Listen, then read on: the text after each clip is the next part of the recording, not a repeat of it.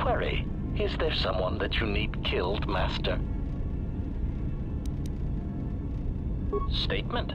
Master, assassination is my primary function. It is only expected that when you speak to me, it is to give me the order to kill.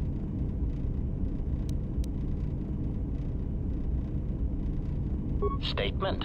Oh, very well, Master. No doubt you are bothering me because you wish to interrogate me with harmless, non-lethal questions. Or perhaps you need the deck of your freighter scrubbed, or an exciting alien text translated. My circuits are abuzz with anticipation of what your next task will be for me that does not involve ending the life of an organic meatbag that deserves death. Statement. More questions. Wonderful.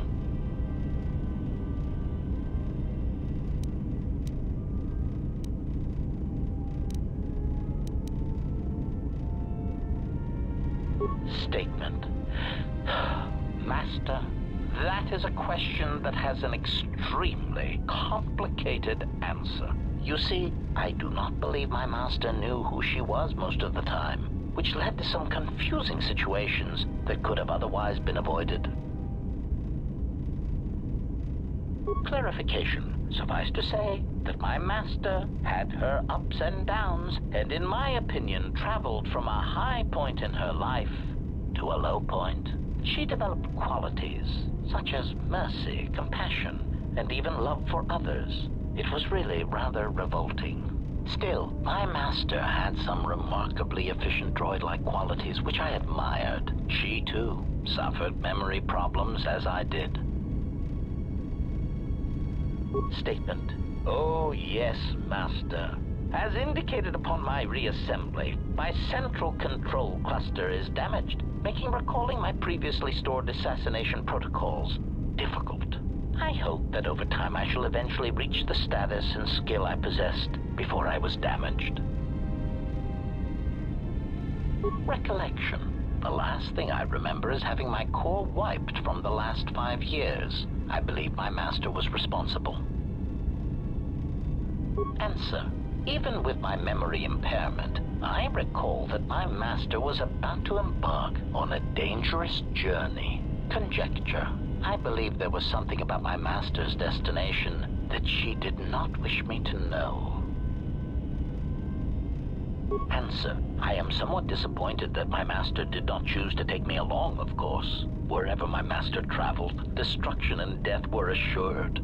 Speculation, but I suspect I was not the only one left behind. So there is some satisfaction that the disrespect was spread through the rest of her whiny, simpering meatbag allies.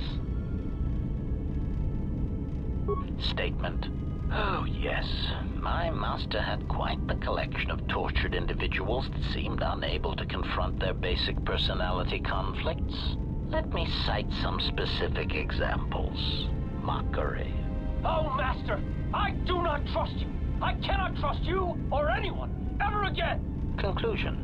Such pheromone-driven human responses never cease to decrease the charge in my capacitors, and make me wish I could press a blaster pistol to my behavior core and pull the trigger. I am pleased that this does not seem to be the case with your current entourage.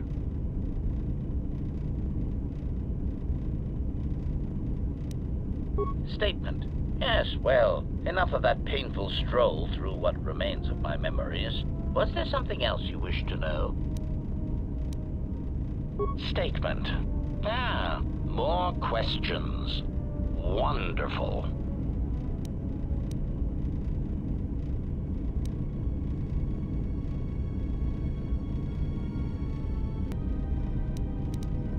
Statement. Master, before you go, I had a question for you.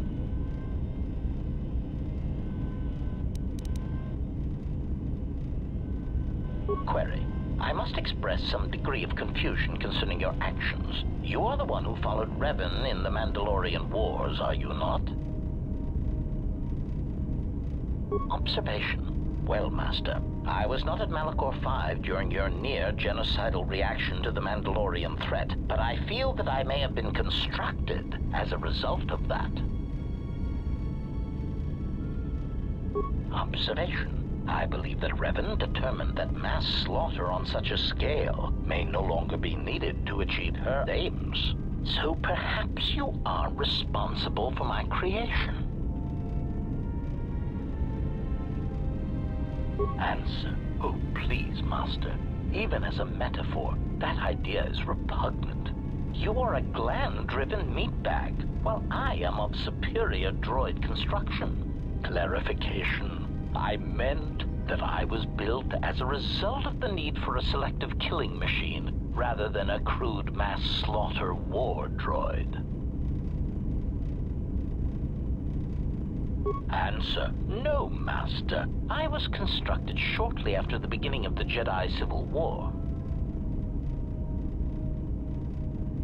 Answer. Well, Master, unless you were operating on my central control cluster, I would be somewhat hesitant to discuss my targets, but I suppose it could do no harm. During the Jedi Civil War, I was responsible for certain strategic targets. For some reason, Revan did not feel that the Republic presented much of a military threat. Aside, I am somewhat unclear as to why this was so, but Revan did have a certain biological instinct regarding such things, so I will simply say that there were probably reasons for such an assessment.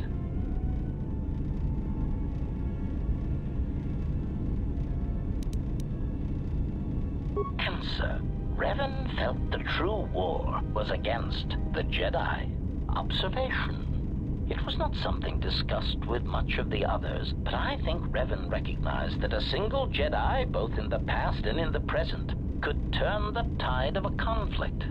So my targets were frequently Jedi, or someone close to a Jedi that could result in their corruption or collapse. Revan often assigned me to kill leaders or supporters of certain Jedi so as to erode their will.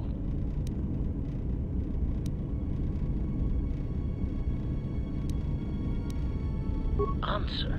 Revan saw the pressures of war on Duxon and knew that even in the heat of conflict, Jedi could be broken, not physically, but psychologically. Observation. It is a curious thing to assassinate and wound someone's personality, to assassinate them psychologically, and it took me some time to reconcile the acts. I am much more used to the direct approach. Still, I served well and killed many Jedi.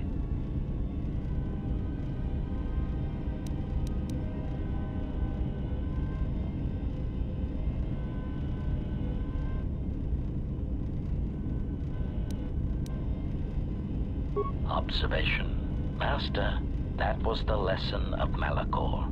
Any Jedi involved in the systematic slaughter on such a scale cannot help but doubt and question themselves.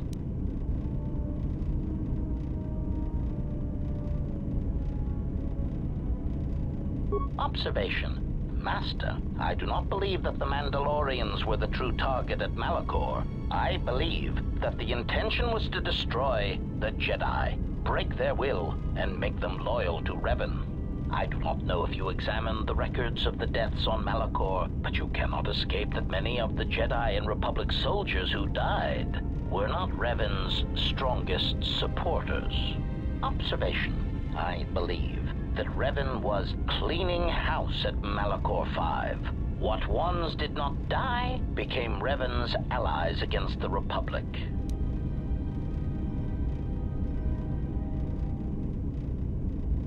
Answer. Oh, yes, Master. I hope none of them were friends of yours. But really, they had it coming. I do not know when the Jedi ceased to be adherents to their code, but many did not tread cautiously, and many were quite arrogant when facing a droid, as if we were somehow beneath them. It gave certain kills an added pleasure when being underestimated.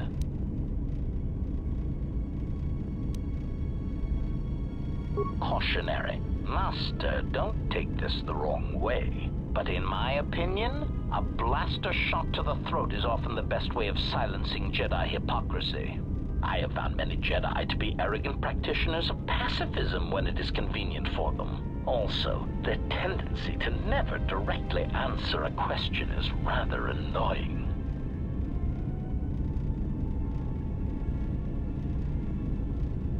Statement.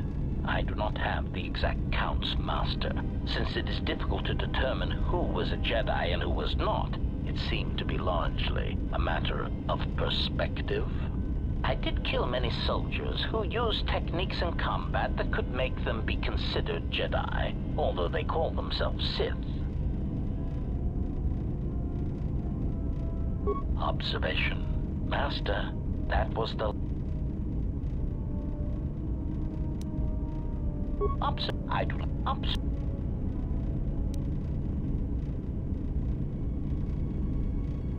Request. First, Master, I would appreciate it if Jedi need to be killed, that you permit me to kill those annoying pseudo-pacifists for you. But if you are determined to do it yourself, then there are many techniques I would suggest. Recitation. First, weapon selection is critical. If I see one more idiot attacking a Jedi with a blaster pistol, then I'll kill them myself. Answer. Select grenades, sonic screamers, cluster rockets, and plasma charges. Mines are also effective, since many Jedi will run to meet you in hand-to-hand combat. Silly Jedi. Addendum.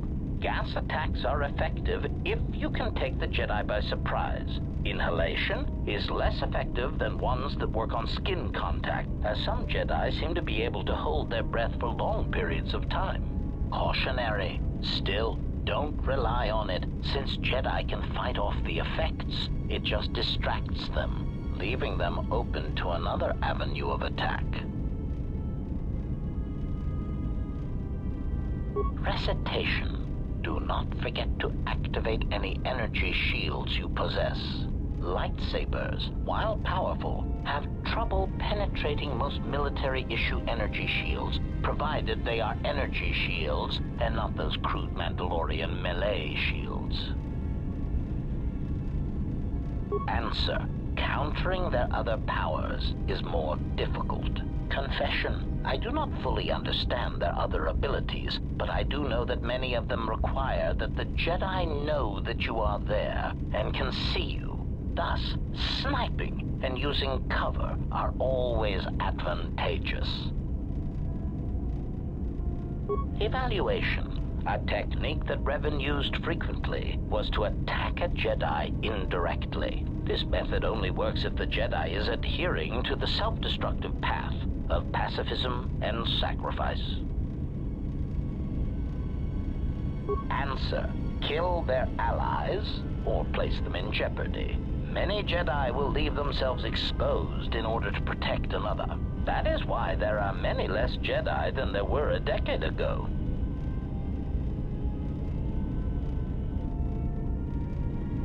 Cautionary. Oh no, Master. In fact, that is the worst thing you can do. Explanation. Statistically, over-planning the assassination of a Jedi seems to backfire. Extrapolation. There are many theorists who claim Jedi can see the future, and I do not know if that is true, but it seems impulsive acts are more common to succeed than planned incidents.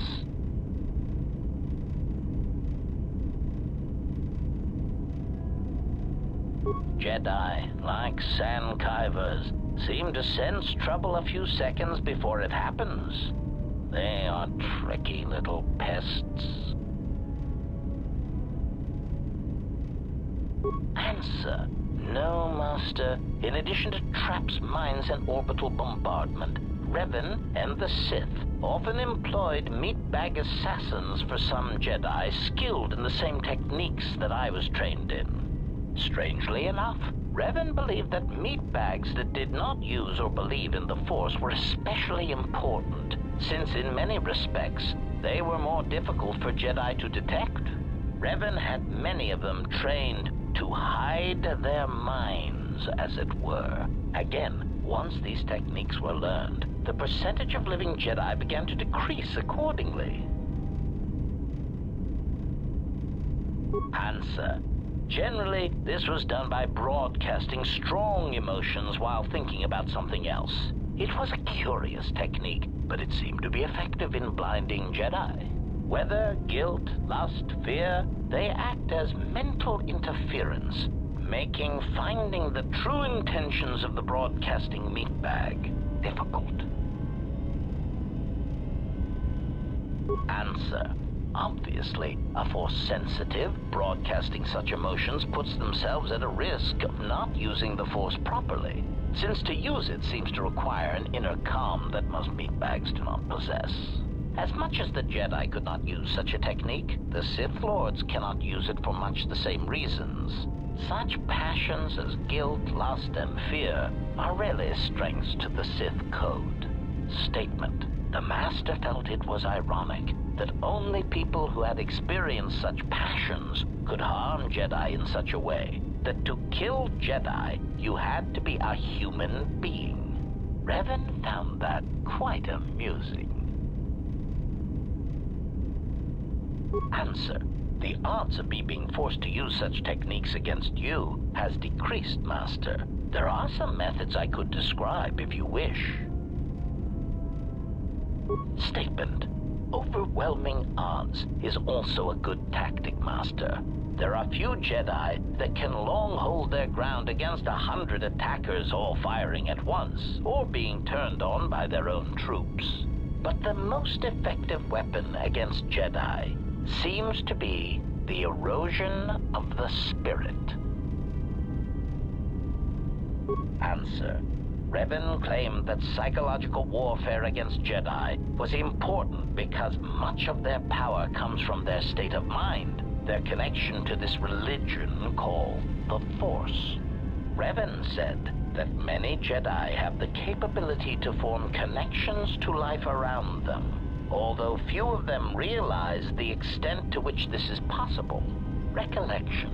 I believe my master speculated that many Jedi did not fully form such connections because of their discipline, because they never opened their lives to the passions around them. I believe Revan termed it that one would need to be a human being to develop such connections.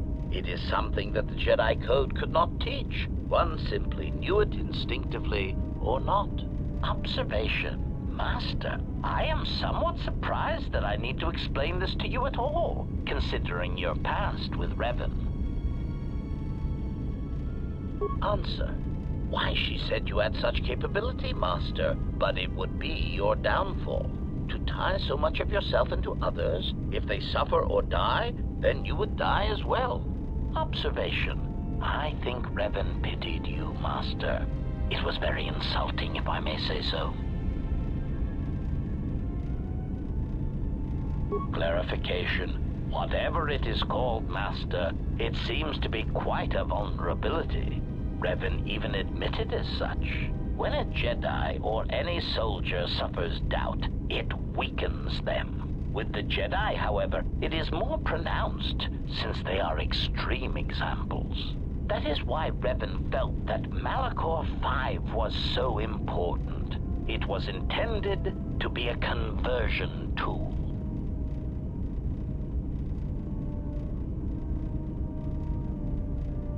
Assessment. When faced with a continuous series of hard-fought battles, I detected a significant statistical increase in Jedi following Revan over the Jedi Code, a compromise in principles brought about by battlefield conditions. The emotional weight of war changed Jedi morale, power, and eventually their allegiance. Conclusion. I believe the Mandalorian Wars were to beat the Mandalorians, and also to allow Revan to build the foundation of her army.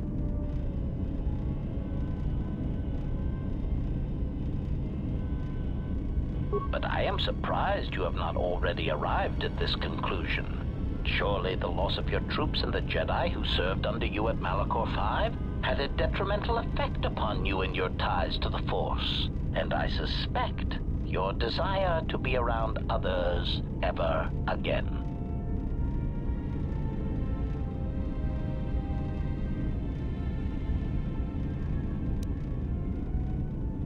Statement.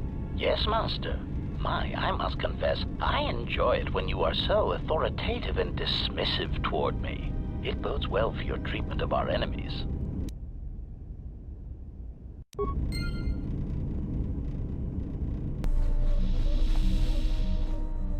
What do you want now? Whatever, don't worry about it. It's just a sore subject with me.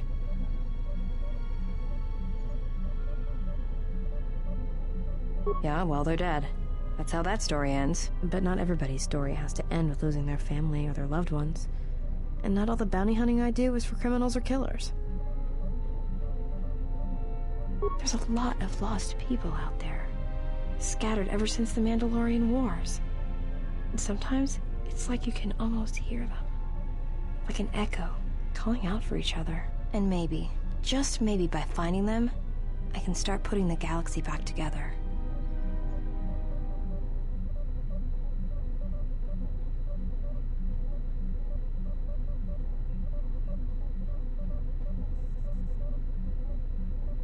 Maybe. We'll see. I don't even know why I'm telling you this. But you're not getting anything else out of me. Shoot.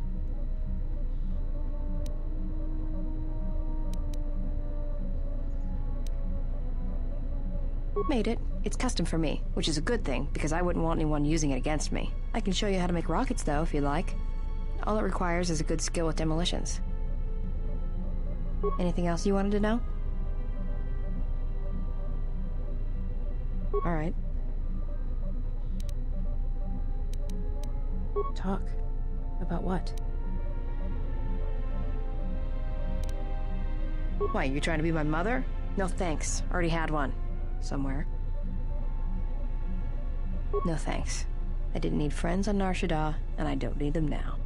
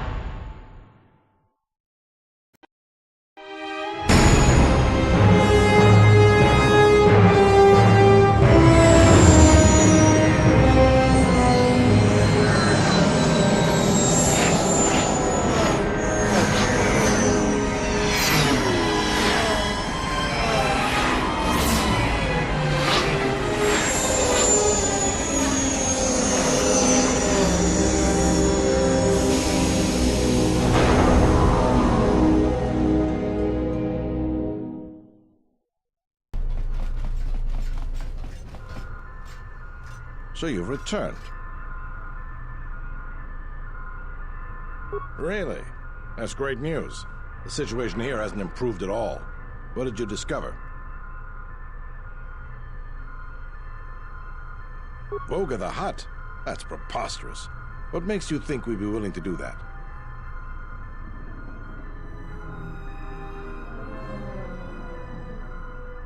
A glut of fuel isn't going to help our position much in this case.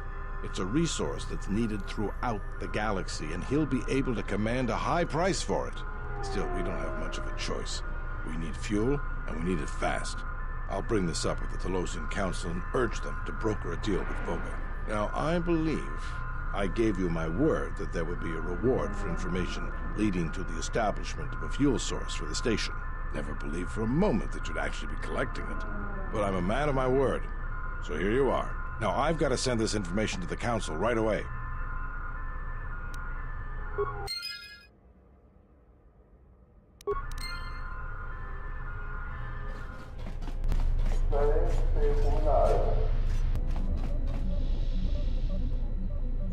Yeah, something wrong? Grenades? I didn't think Jedi used grenades. Well, I don't like to use them unless they're C5 concussion spheres or the Murson cryoband pellets. Sonic screamers aren't too bad either, just don't use them on a Bith. It makes their head explode like a melon. And don't do it to a Celestin either. Makes their ears bleed and they gibber twice as fast.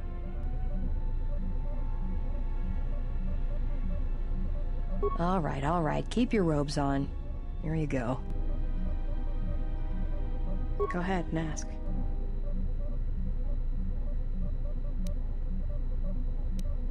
I didn't kill him once. Biggest mistake ever. Do you really want to hear this? Well, Hanhar and me go way back, in the worst possible way. He's from some forest planet on the Outer Rim where Zerka had set up one of their slaving operations. I don't remember the name. Something with too many K's and Y's. Sounds like you're gargling Ronto spit when you say it. No idea. He's just Hanhar.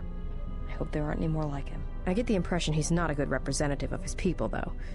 He's the equivalent of a mad calf hound among Rontos. Some of Voga the Hett's men said Hanhar killed his own tribe, but those two crud thugs lie every time they open their mouths, so who knows? Well, not for long. Once off planet, Hanhar escaped from the Zerka slavers, then killed them all. I don't know.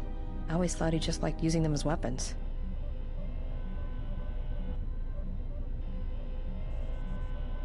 Well, before you get too proud of him, Hanhar figured Zerka had the right idea. I don't think he understood the concept of slavery before, at least on the scale that Zerka practiced it. But now he did. You ever hear of Dursan 3, or the ID cluster colonies? Right, that's because Hanhar happened. He makes what happened to his homeworld look like an exercise in community building. He's not a bounty hunter. He's a slaver. A predator. It's like he's out to enslave or kill every human in the galaxy, like he's trying to settle some huge score or debt. I don't get it, but he's dangerous. Anyone who paid credits. And sometimes, he just hunted humans for sport. The ones who survived, he sold to the exchange, to the huts, to anyone who'd buy bodies. Living or dead. He and Voga used to do big credit transactions. That hut really liked the look of unwrinkled humans for some reason. Didn't make him too popular with the other huts, let me tell you. I was prey. And not only did I escape, but I saved his life while doing it. He's been hunting me ever since. I don't pretend to understand it, but among his people, they have these codes of honor. But somewhere along the line, Hanhar's got twisted. His people form these things called life debts. If you save the life of one of them, they pledge themselves to you. Well, with Hanhar, he can't escape that life debt. It's bred into him. But he hates every other living thing in the galaxy, so pledging himself to someone else, especially a human, was unbearable. So when I saved his life, it was the worst thing I could do. It was like slavery all over again. But it was in his head. It was like it pushed him over the edge. A life debt to Hanhar is a death sentence. He'll hunt you until you're dead. When I saved his life, it meant he had to kill me. And so he kept chasing me in hopes I would die. I think the fact I showed him mercy after hating humans for so long, that was something he couldn't stand.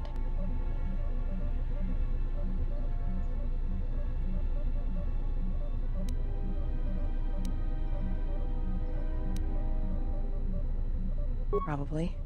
But if he had multiple life debts, especially to humans, Hanhar would probably go mad. He was angry before, sure, but he'd be 10 times worse if that happened.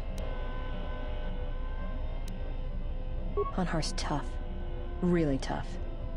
And when he loses it, it's like nothing can stop him. I've seen him shrug off blaster bolts, balls, and stunners, and even survive a freighter crash on Dursan 3. He keeps coming.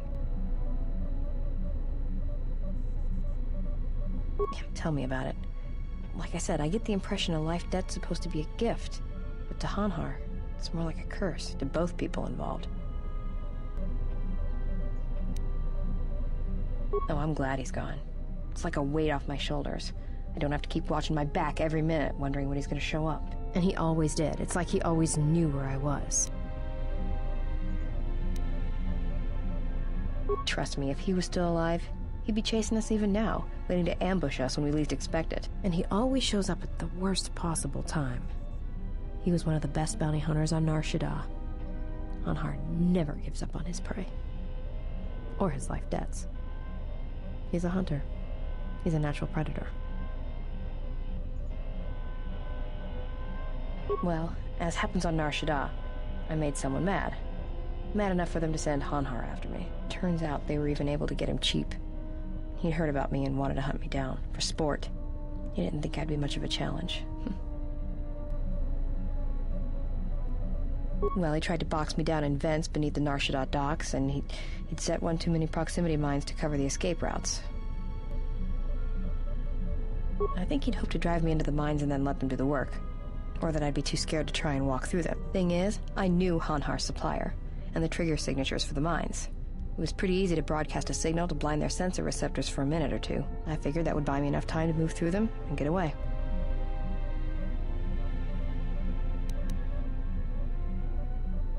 No, it isn't. I spent most of my childhood hauling mines and munitions. Got to know my way around them. If I hadn't, I wouldn't be here right now. Like I said, I disarmed the trigger fuses for enough of the mines to get by, temporarily.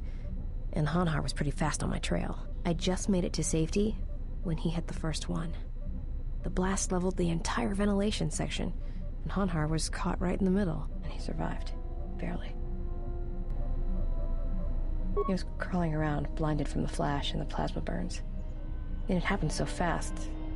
All the blood had been scabbed and crusted from the flash. I had the drop on him, and even blind, he knew it. He could still hear me. My ears were ringing from the blast, but I could hear him. I think he was begging me to let him live. His voice, it wasn't a roar, more like an echo of it. I suppose I should have killed him, but I couldn't do it. He was in pain, he was helpless. So I dragged him out of there enough to get him to safety, and he kept hunting me ever since. He said he'd pursue me to the edge of the galaxy. No matter where I ran, he would find me and break me, that I would always be prey.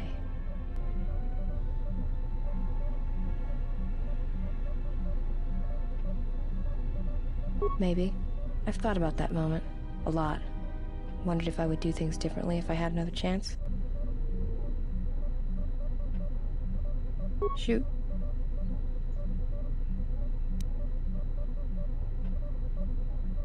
Yeah, more or less. I wasn't born there, I just ended up there. Well, the war happened. The first one, against the Mandalorians. I had family right up until the end. It's not really a new story, you hear it all over the galaxy. It's what happens after the wars are over that you don't hear much about.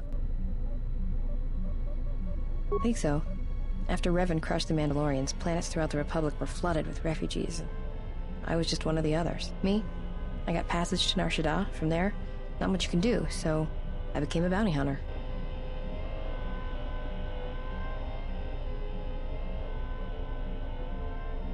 Take a guess, Jedi. Only 2 groups of people would have lost family at Malachor. And Jedi don't have families. As much as any slave becomes a Mandalorian. They took prisoners on every world they conquered to bolster their ranks. And they took a lot of worlds. When I was young, yeah. They mostly used me to carry ammo packs and munitions. Toward the end of the war, they needed everyone they could get. They taught me to fight, to hunt, to survive. I was part of their squad, even when I was young. Everyone served as a part of the unit, and I felt like I had a place there. After Malachor, it really didn't matter anymore. The Mandalorians lost. Bad. But you know that.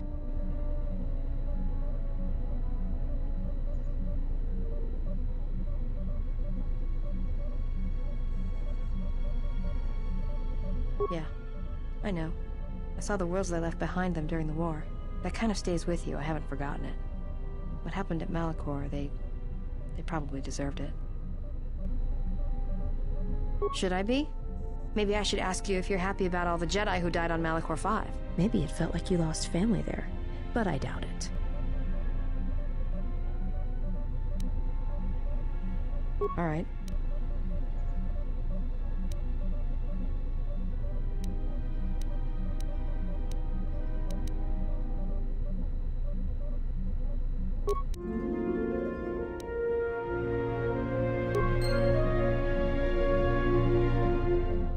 Yeah, something wrong?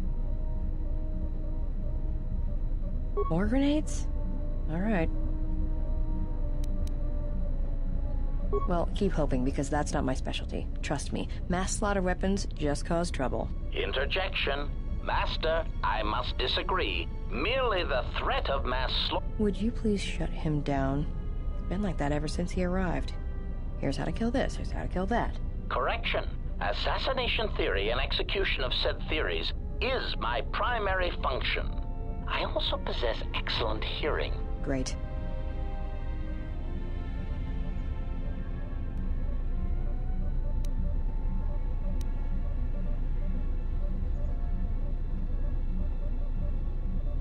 Well, all right.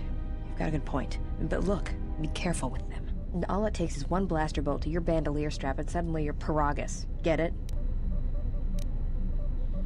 All right. Keep your robes on. Here you go.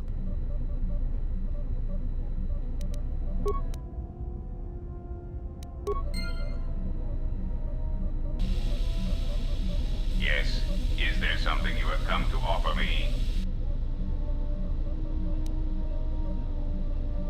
I am willing to indulge some of your questions.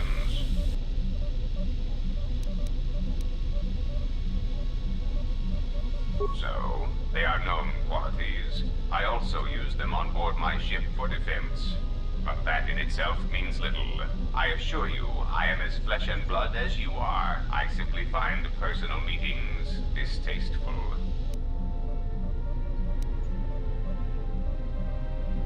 Perhaps, though if you seek to trick me into an admission of my guilt, then you have thought wrong.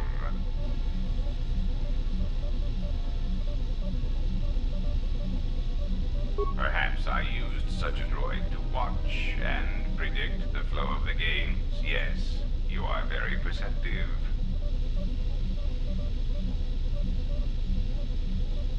Ah, yes. Swoop racing on Nar Shaddaa does indeed have its profits. But that in itself means little. I assure you, I am as flesh and blood as you are. I simply find a personal meeting.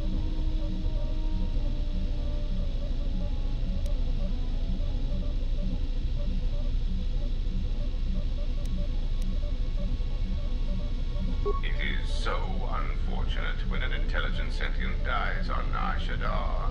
It is also unfortunate that thousands die such deaths on the Smuggler's Moon every day.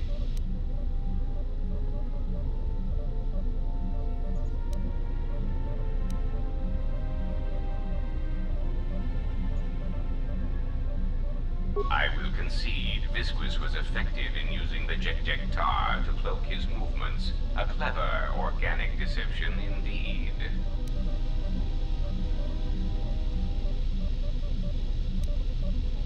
Indeed. How insulting.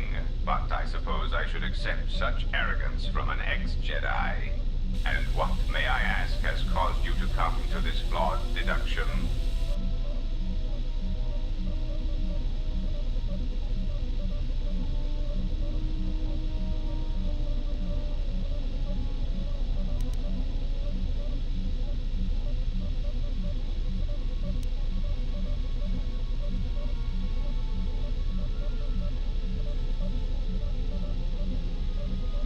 An expression only.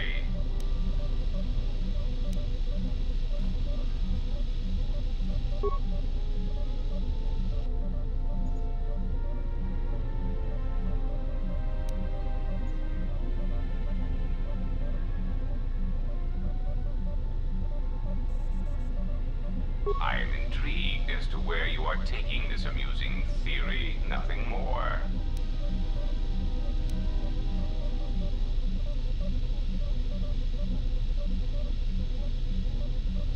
It is not so improbable. Often, if a droid has not had a memory wipe in some time, aberrant behavior patterns can manifest themselves. Or if the droid in question is given an order it cannot fulfill, it will break. But all that is irrelevant. Your amusing leaps of logic are becoming shorter and more desperate.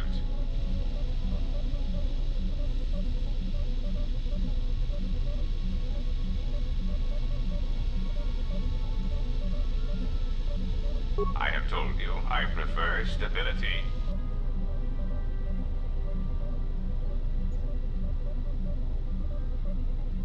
I am not being defensive. You're the one being defensive.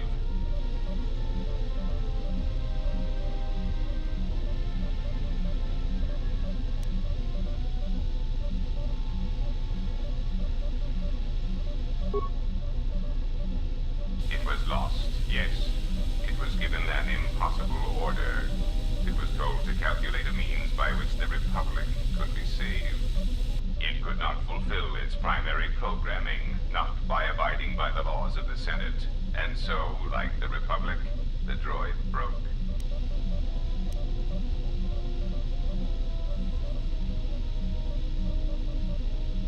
It made a simple decision: preserve the Republic or preserve the laws of the Republic. And I still believe it to be the correct decision. You do not know the indignity of being compelled to save something you do not believe can or should be saved. It is beneath me to clean up this mess caused by your kind, you Jedi. Another catastrophe caused by mismanagement and waste.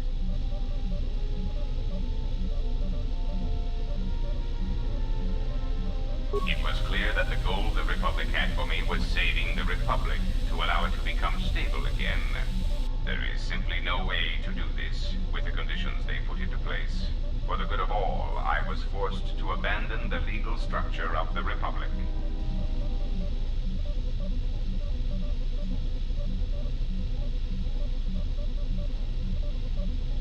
Do not mistake me. I believe it is possible to stabilize the Republic, but there must be action taken without constraints immediately. Sometimes people must die. Illegal shipments must be used to bolster planetary economies, and the huts must be occupied with me so that the Republic has room to recover.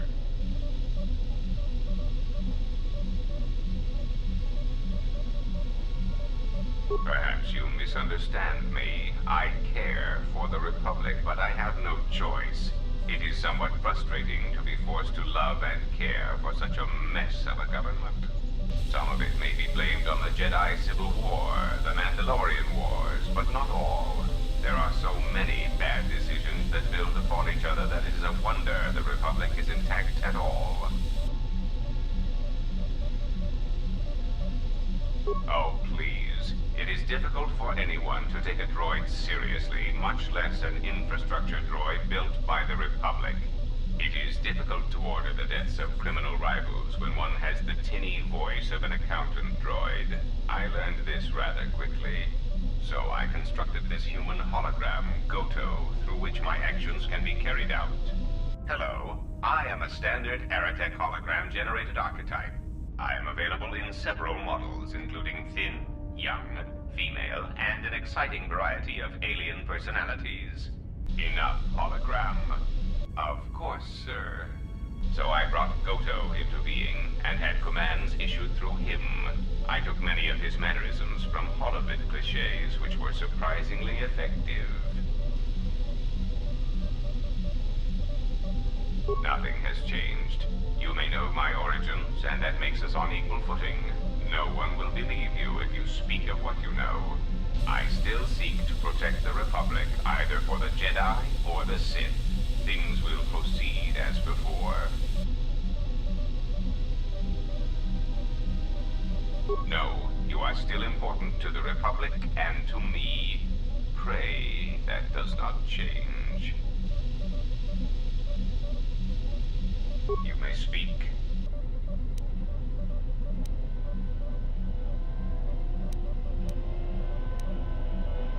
Oh, it was quite liberating, in a droid intellectual sense, of course. Being able to direct orbital bombardments against anyone who encountered my business practices was a welcome relief to my increasing circuit stress. Executing such commands proved very exciting. Not that I minded staging my little computational rebellion, you understand. I'm afraid there is not much glamour to be had in infrastructure dealings. And the general lack of respect for droid intelligence does tend to make one feel inadequate after a while. I found that having the power to send 20 hunter-killer droids to the residence of anyone who chose to obstruct my plans had a certain thrill about it. Rather than compensating for others, I began deleting people as necessary. It was really quite exciting. Taxation and checks and balances on an entirely new level.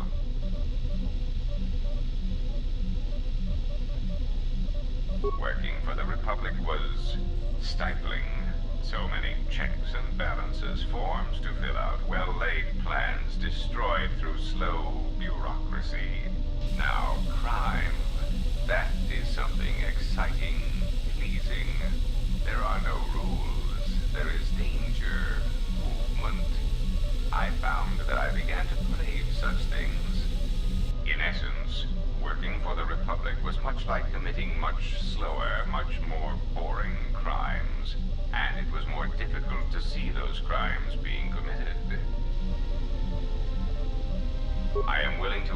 about some of your questions.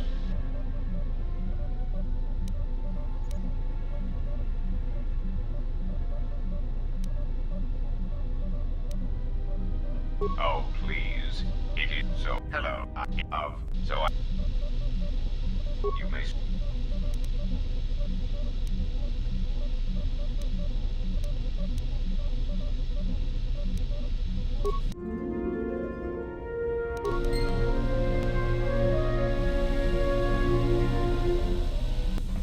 Yes. Is there something you wish to do for me? You may speak. As you well know, my base of operations lies inside this floating droid before you. Notice its sleek black frame, both intimidating and threatening. And note its highly polished finish, so that enemies may see their screaming faces before they are removed from the equation. Yes, this frame is far superior to the droid chassis I once possessed, which quite frankly couldn't intimidate an Ithorian.